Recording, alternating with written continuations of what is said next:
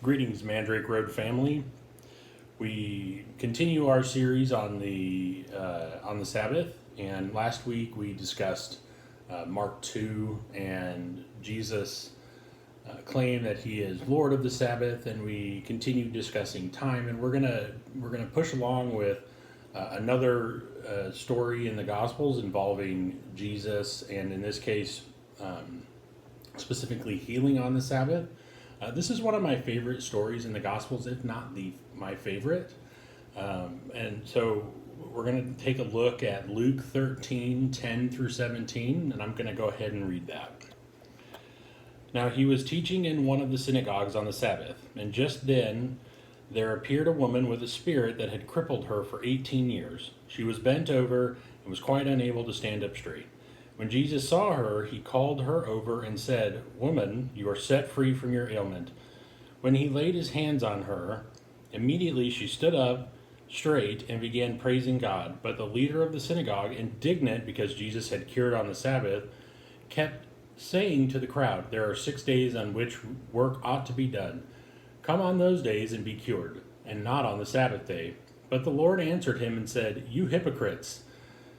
Does not each of you on the Sabbath untie his ox or donkey from the manger and lead it away to give it water? And ought not this woman, a daughter of Abraham, whom Satan bound for 18 long years, be set free from this bondage on the Sabbath day?"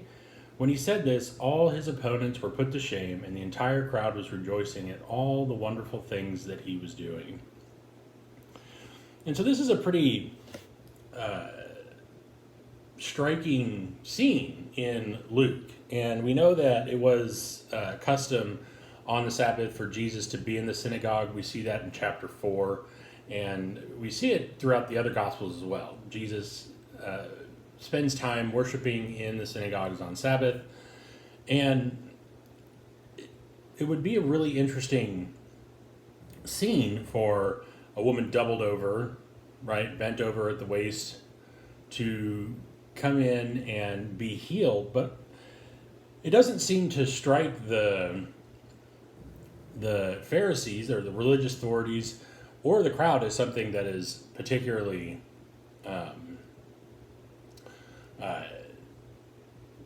amazing, until Jesus responds to the Pharisees' call that, well, there are 6 days to heal.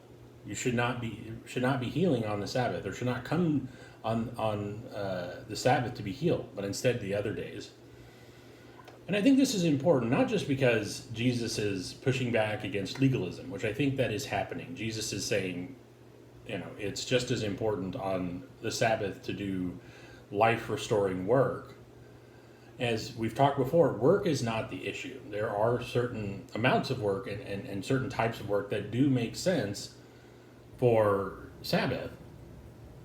And so I think we're seeing here, Jesus is doing something pretty radical, and he's pointing towards the nature of Sabbath, and even more specifically, the nature of something like we see in the Sabbath years or in Jubilee. And we see this connection between that she's been bound up by Satan, and that Jesus frees her or looses her from the binds of Satan. And something that in the Gospel of Luke that is very common is this idea of freedom. In chapter 4, Jesus says, "I have come to proclaim the good news to the captives, proclaim freedom to the prisoners." And that comes from Isaiah 60 or Isaiah 61, and we see this as being the nature of Jesus' ministry, that the coming of the kingdom of God is something that brings freedom to the captive, and other things, sight to the blind, and so this idea of freedom, of bonds being loosened, is very common in Luke. And so he plays on this idea with the idea of loosing or untying your ox or donkey to water it.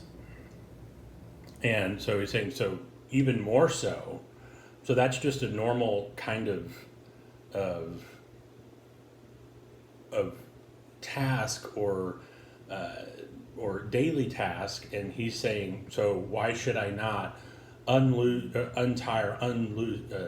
the bonds of on this woman who's been bound for 18 long years? And he uses this phrase, a daughter of Abraham, and this demonstrates her place in God's people, that she is decidedly a part of Israel and God's people, and no longer should she have to wait to be set free from what has bound her. And so as we continue to look at this text, it demonstrates that there is a sense of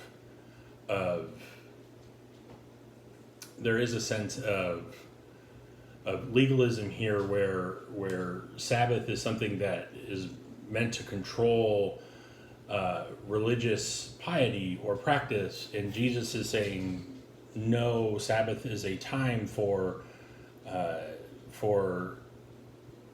this type of thing, for healing, for rest, for restoration.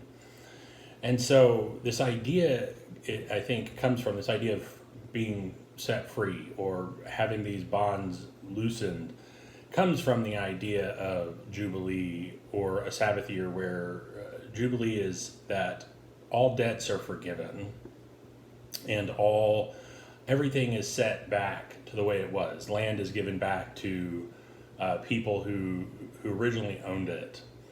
And whether this was practiced or not is something that we're not sure of, but it was in Torah, and that every 50th year, this is the idea, is that things would be put back the way it had originally been.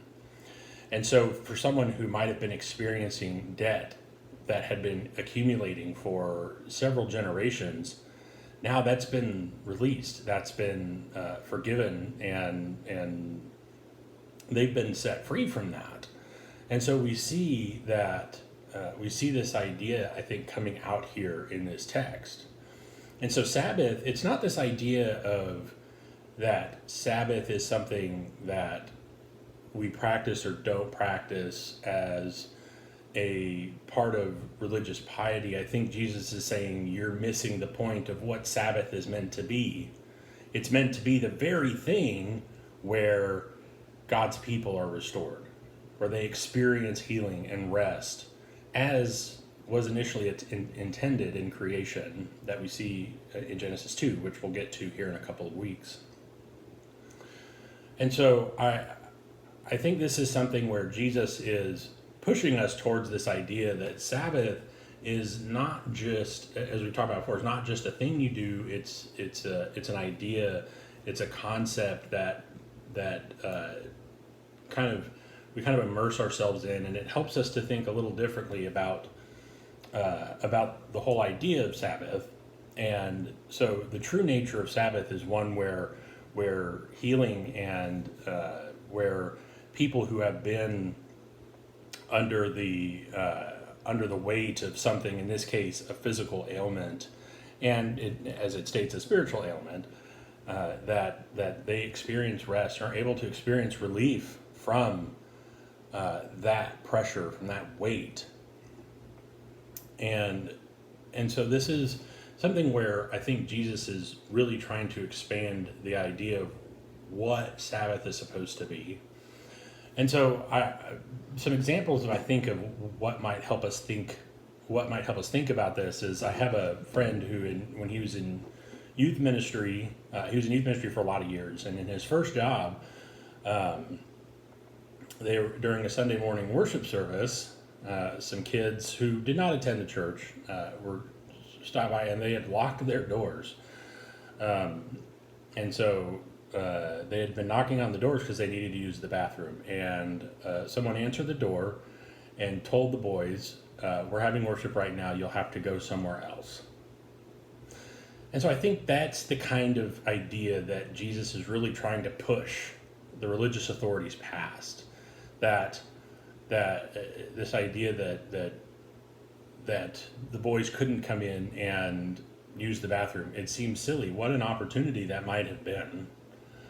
And here, this woman who probably had experienced not just physical pain and physical isolation from being doubled over, but also and how that affected her relationships would be very hard to understand. But also that she probably would have been ostracized from the community a little bit. And so for her to show up, and that's kind of what happens. It seems like she kind of shows up out of nowhere. Jesus heals her, and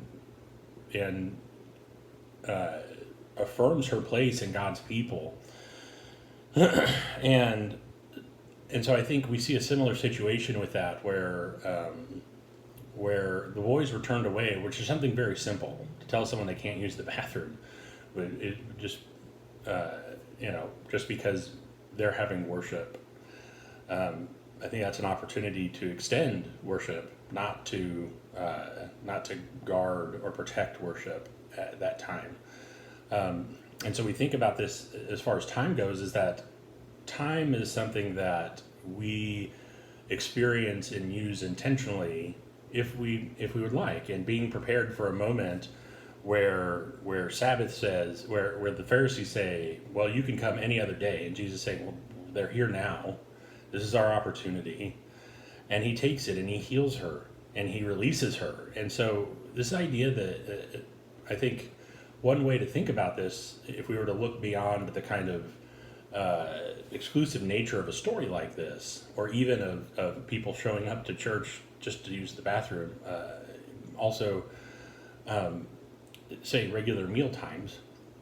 There's a story that I was told from a friend where he had someone in the congregation where he was trying to develop a stronger relationship with his sons, and he wasn't understanding quite how to do that. So what he decided to do was during dinner, whenever they'd eat dinner, and one of his sons would start talking, he would put his dining utensil down, so fork, knife, spoon, whatever it was that he had.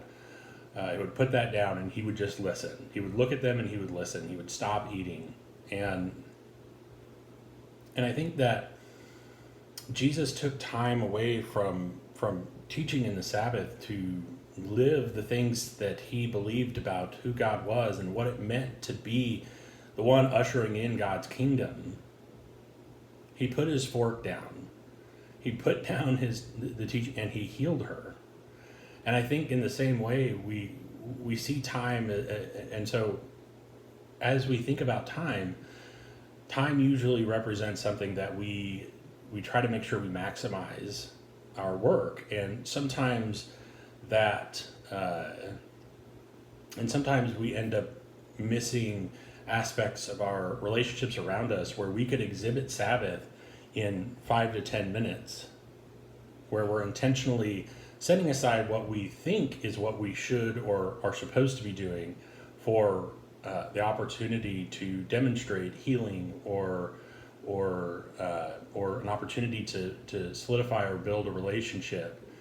And this is hard because this is something over time that we learn to do, and the importance of relationships, family relationships, and relationships with just people we encounter on a regular basis, whether that's at work or in other ways.